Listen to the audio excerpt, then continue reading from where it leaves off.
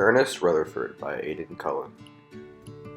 Earnest Rutherford was born on August 30th, 1871, in Nelson, New Zealand.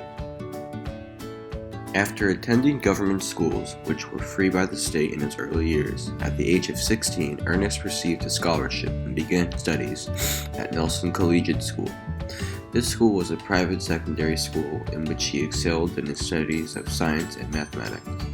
In 1890, he was gifted a university scholarship and transferred to Canterbury University.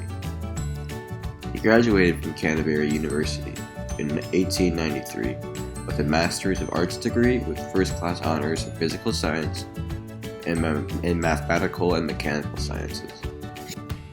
In 1895, he received another scholarship and continued his studies at the Cavendish Laboratory in the University of Cambridge.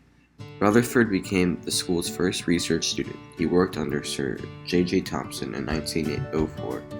Rutherford used radioactive decay to date the age of the Earth and was the first to do this. In 1908, he received a Nobel Prize for his investigation into the disintegration of elements and the chemistry of radioactive substances.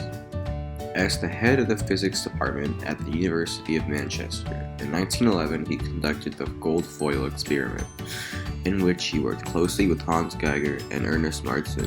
He used the gold foil experiment to establish a nuclear theory of an atom and debunked any past theory of what the structure of an atom was. Rutherford shot a beam of alpha particles at a sheet of gold foil, and when he did this, a few of the alpha particles deflected straight back from where they came from. Rutherford concluded that this reaction occurred due to a small, dense nucleus in the atom. In 1919, Rutherford was able to return to his work after the war had eased. His newest project was splitting the atom. He was able to turn nitrogen atoms into oxygen atoms. Under his leadership, the neutron was discovered by James Chadwick in 1932, and in the same year, the first experiment to split the nucleus in a fully controlled manner was performed by students working under his direction, John Crock and Ernest Walter. Ernest died on October 19, 1937, in Cambridge, United Kingdom, due to a strangulated hernia, and was later buried near Isaac Newton and other esteemed scientists.